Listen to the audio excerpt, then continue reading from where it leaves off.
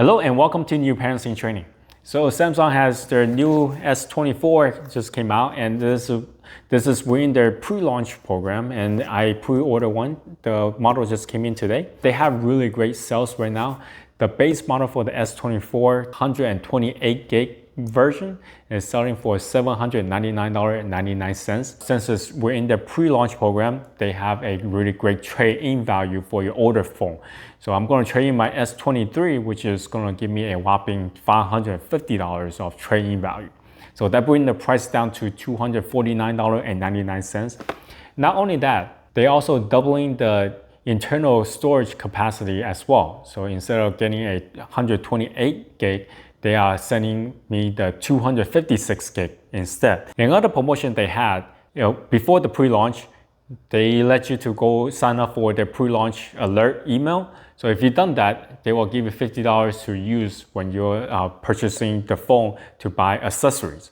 Now, if you haven't done that, that's perfectly fine. What you can do is you can actually contact the customer service. They will be more than happy to give you $50 to spend on your accessories. The $50 what I end up getting is the gadget case with the screen protector. Another discount they have is called the Samsung Offer Program.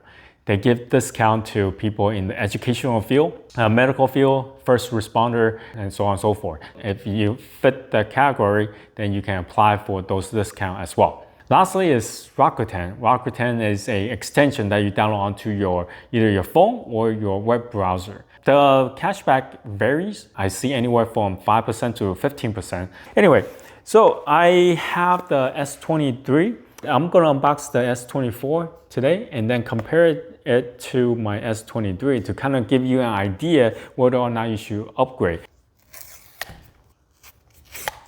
Wow, that's stuck in there pretty good. All right. So, well, it definitely look a lot nicer than my S23. Yeah, I like the edge.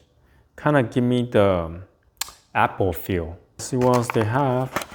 All right, quick start guide, USB-C cable, and the pin to take out the SIM card. Let's see the case.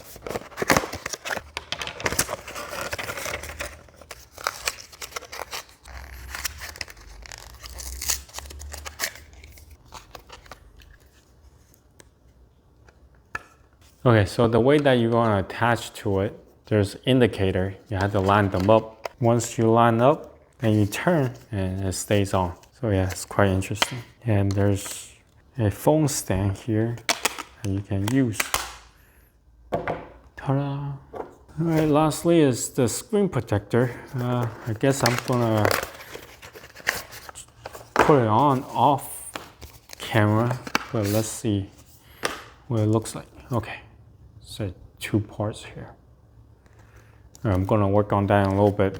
A closer look into the screen protector box, I realized there were more items in there. The way that you're going to apply the screen protector is really easy. They have a video guide. Scan the QR code and it will lead you to the video that show you how to apply the screen protector. All right, so now let's move on to talk about this S24. In terms of specs compared to the S23, the difference is not that huge. Granted, it is a little bit larger. The screen size is at 6.2 inches as opposed to S23 6.1, and the battery inside is a little bit larger, 4,000 milliamp as opposed to 3,900 milliamp. The processor inside the S24 is now Snapdragon 8 Gen 3 versus the S23 Snapdragon 8 Gen 2. Everything else remain pretty much the same.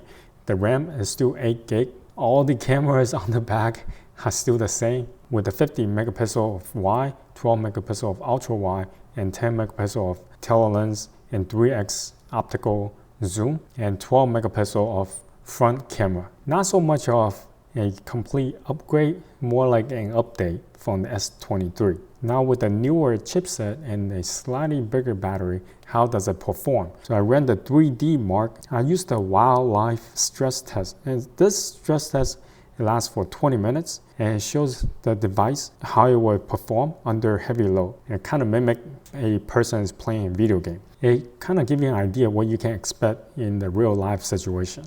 So I ran it for 20 minutes. Obviously, with a better chipset, the performance is definitely S24 is better than the S23. But in terms of battery life, they all came out to be the same. So not much to talk about there. For S23, I've been using for 11 months. I would say that in the afternoon, I had to charge it for a little bit to last till nighttime before I go to sleep. So I'll be expecting the same with the S24. Now, as I mentioned earlier, all the cameras are pretty much the same, so there's not much to talk about. Here are some of the pictures I took and videos, and you can see there's not much of a difference. Both phones take really great photos and also videos, so there's no complaint there. But if you're looking for a major upgrade, S24, there is none with the cameras. However, there's one new item that Samsung introduced. It's called the Samsung AI. Now, it's quite interesting. I started playing with it. I'm probably going to take me some time to kind of get the ins and out of all the features that this AI will provide. But as far as from the photo, this is pretty neat. Now, what this AI can do is you can search on what you see on the screen with the press of the home button, and you can circle whatever you want to search. AI will bring up in the Google search. If you've been using Google Lens before, this is pretty much the same, but now it's more integrated with the whole user experience. So it's very seamless. You don't have to go to a different app to do anything. Another cool thing I found is when you're editing the photos. Now, it is a little bit hit or miss, and you can kind of try to tweak it here and there and see what you come up with. So I try to use it with two of the still photos I have taken. One has amazing result, but the other one, I was scratching my head to figure out what exactly went on over there. So one photo is with a strawberry. I circled the strawberry and move it to the side. The edited photo looked very much like a real photo, but however, you will see a watermark on the bottom left-hand corner with the Samsung AI watermark on there. Then you will know that is an edited photo. Now, however, with another photo that I have taken, which is a air purifier we have at home, and I try to circle that and then move it to the side, somehow the AI just replaced it with what looks like a trash can. I was scratching my head to try to make out what they are trying to show me there. You can mess around with it. I found that it is a very easy way to edit some photos if that's what you are using it for. You don't have to bring up onto a computer and use Photoshop to do any of that sort. This will help you do that when you're editing your photo on your phone. It's a pretty neat feature, but however, think of it this way. I think the AI function on the S24, it can be implemented to other models, other previous model of the Samsung Galaxy phones. So it's not necessarily you should pay the hefty price to upgrade to S24 to get this feature, especially when there's not much of hardware upgrade from the S23. My final thought about this S24, major question is, should you upgrade? The answer is depends. If you are coming from S21, S22, or S23, then you probably don't want to upgrade to S24. But if you are coming from a much older model, then upgrade to S24, it seems to be a very logical next step. And Samsung make it really clear as well with their trade-in program. So you can tell that even with some of the really old models like S7, S9, S10, you can still get $200 of trade-in value for those. Now, for whatever reason, S8 was only getting $100 trade-in, so I'm not sure what happened there. But either way, if you have like older model, you should definitely upgrade to the S24. But if you have much newer models, then I would say just skip it. So yeah, if you have any questions, comment down below. Until next time, bye.